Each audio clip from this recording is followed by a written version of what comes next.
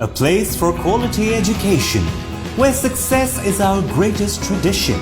International Islamic University, Islamabad announces fall admission 2021. Graduate and postgraduate program.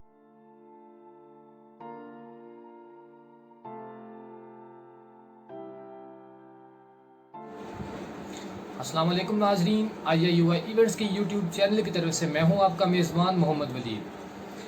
आज हम इस video में आपको एक इंतहाई अहम इंफॉर्मेशन देने जा रहे हैं। जैसा कि आप सब जानते हैं कि यूनिवर्सिटी इंतज़ामिया ने आने वाले नए तलबा के लिए फ़ाल 2021 के एडमिशन्स ऑफ़र कर दिए हैं और काफ़ी तलबा और तालिबात के जहन में एडमिशन से मुतल्लिक काफ़ी क्वेश्चंस होते हैं जिनके आंसर्स इस वीडियो में दिए जाएंगे।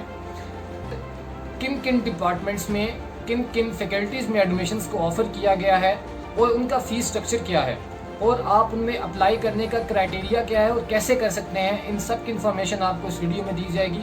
तो काइंडली इस वीडियो को आखिर तक ज़रूर देखिएगा। आपको उम्मीद है आपके तमाम सवालात के जवाबात मिल जाएंगे। अस्सलाम वालेकुम। जैसा कि आपको मालूम है कि इंटरनेशनल इस्लामिक यूनिवर्सिटी इस्लामाबाद में एडमिशन्स जो है ओपन हो चुके हैं और एडमिशन्स की लास्ट डेट 30 जुलाई 2021 है। ये इस्लामी यूनिवर्सिटी में हर साल एक शेड्यूल है, जून जुलाई के मंथ में एडमिशन्स होते हैं और इसमें ज़्यादातर जो प्रोग्राम हैं BS के, MS के और PhD के ऑफ़र्स होते हैं।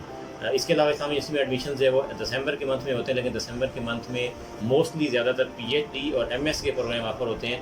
कुछ डिपार्टमेंट्स के अंदर BS के प्रोग्राम भी ऑफ़र होते हैं। उसमें LLB भी एक डिपार्टमेंट है जिसमें आपको एडमिशन जो है ऑफ़र करती है। अब हम लिए चलते हैं कि यूनिवर्सिटी ने जो 2021 जून और जुलाई में एडमिशन ओपन किए हैं उसमें अप्लाई कैसे करना है और उसमें जो बाकी दीगर रिक्वायरमेंट्स हैं, जो इन्फॉर्मेशन है वो कैसे आपको मिल सकेंगी।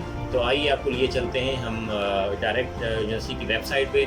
आप गूगल पे जाके iiu.edu.pk जो है वो लिखेंगे तो इंटरनेशनल इस्लामिक यूनिवर्सिटी इस्लामाबाद जो वो फर्स्ट रो के अंदर, क्योंकि सबसे ज़्यादा सर्च होने वाली यूनिवर्सिटी है तो वो आपको पहले ऑप्शन में मिलेगा।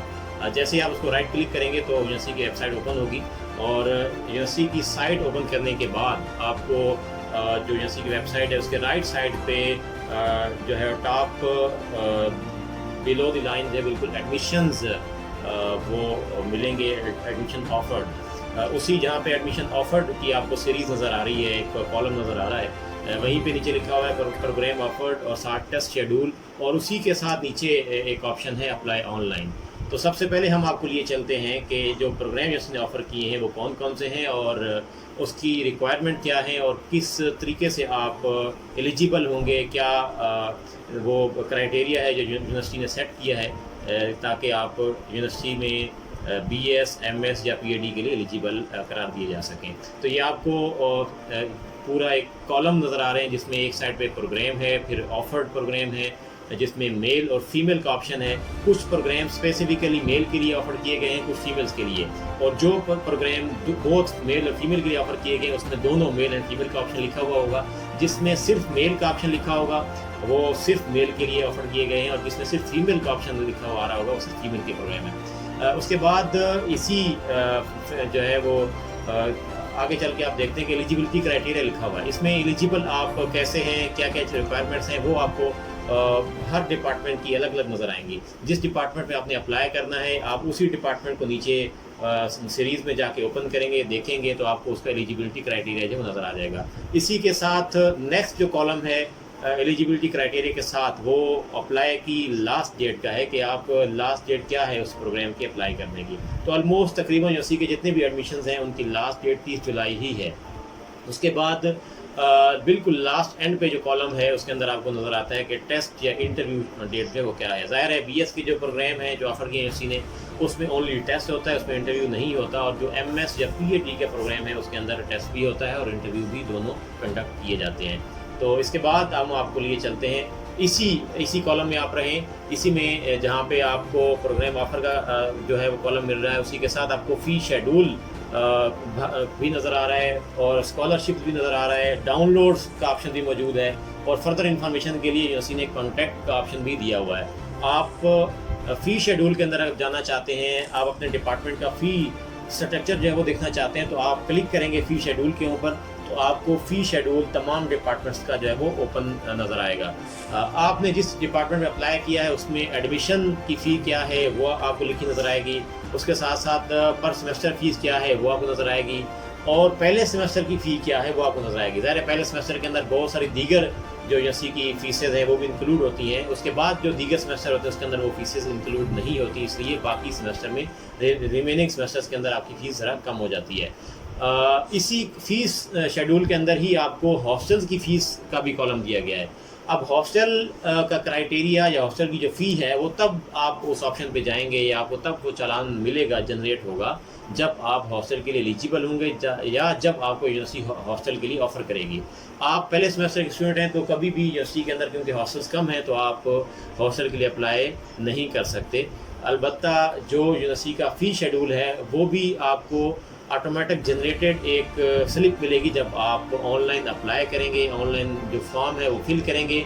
तो एंड जब आप फॉर्म को फिल करने के बाद उस फॉर्म को सबमिट करेंगे ऑनलाइन तो आपकी काफ़ी जो स्लिप है बैंक की वो आपको ऑटो जनरेटेड जो है वो मिल जाएगी। उसमें लिखा हुआ होगा कि आपने पहले सेमेस्टर में कितनी फ़ी जमा करानी है, और ज़ाहिर है जब ऑटो जनरेटेड फ़ी स्लिप आपको मिलेगी उसमें हॉस्टल की फ़ीस नहीं होगी, तो इसका मतलब बिल्कुल वाज़ेह है कि आपको पहले सेमेस्टर के अंदर हॉस्टल नहीं मिलेगा। जी, तो अब आपको एक और इम्पॉर्टेंट चीज़ भी बताते हैं कि ज़ाहिर है जब आप यूनिवर्सिटी में अप्लाई करते हैं तो यूनिवर्सिटी का क्राइटेरिया है BS के लिए तब आप अप्लाई करते हैं जब आप FSC जो है वो क्लियर कर चुके होते हैं, और FSC के मार्क्स आपके सामने होते हैं, क्योंकि एलिजिबिलिटी क्राइटेरिया के अंदर FSC जो है वो एलिजिबल कैंडिडेट के लिए लाजमी है। अब अगर आपने FSC या FA नहीं किया हुआ तो उस सूरत में, या अगर आपका एग्ज़ाम अभी नहीं हुआ सेकंड ईयर का, तो उस सूरत में क्या यूनिवर्सिटी में आप एडमिशन अप्लाई करने के लिए एलिजिबल करार दिए जाएंगे या नहीं? तो इसका आंसर ये है कि अगर आपने फ़र्स्ट पार्ट के पेपर दे दिए और आपका रिज़ल्ट आपके सामने मौजूद है तो तब आप एलिजिबल हैं और आप रिज़ल्ट अवेटिंग के ऊपर जो है उसको अप्लाई कर सकते हैं।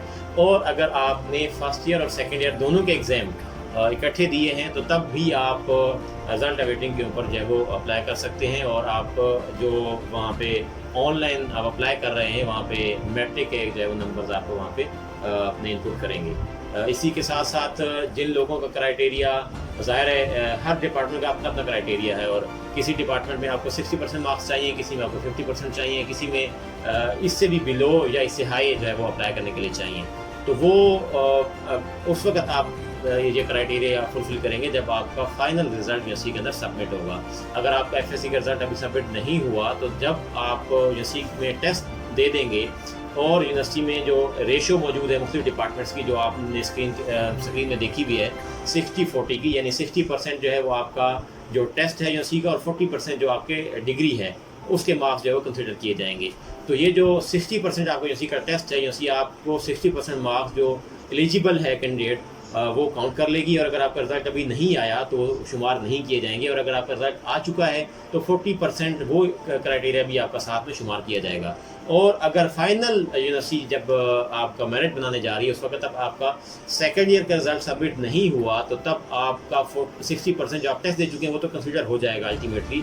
लेकिन अगर आपने फर्स्ट ईयर के पेपर अभी दिए हैं और सेकेंड ईयर के भी दिए हैं और आपका रिज़ल्ट अवेटिंग के ऊपर है, यानी या तो आपने दोनों फर्स्ट ईयर सेकंड ईयर जो है वो एक साथ पेपर्स दिए हैं, या सेकंड ईयर के पेपर आप दे रहे हैं और फर्स्ट ईयर का भी रिज़ल्ट आपका आया है, तो इन दोनों सूरतों के अंदर आप रिज़ल्ट अवेटिंग पे अप्लाई करेंगे यूनिवर्सिटी में एडमिशन के लिए, और मैट्रिक की बेस के ऊपर आपका मेरिट जो है वो एग्रीगेट बनेगा। उसमें 40% आपके मैट्रिक के नंबर्स में से मेरिट कंसिडर किया जाएगा और 60% आपके टेस्ट में से किया जाएगा। और सबसे अहम इसके अंदर ये है कि आप अगर एडमिशन आपको मिल जाता है इस मैट्रिक की बेस के ऊपर रिज़ल्ट अवेटिंग पे अप्लाई करके, तो उस सूरत में आपको एक स्पेसिफाइड टाइम पीरियड के अंदर जो कि यूनिवर्सिटी आपको एडमिशन के बाद देगी उसमें आपको FA या FSC का रिज़ल्ट जो है वो सबमिट कराना होगा।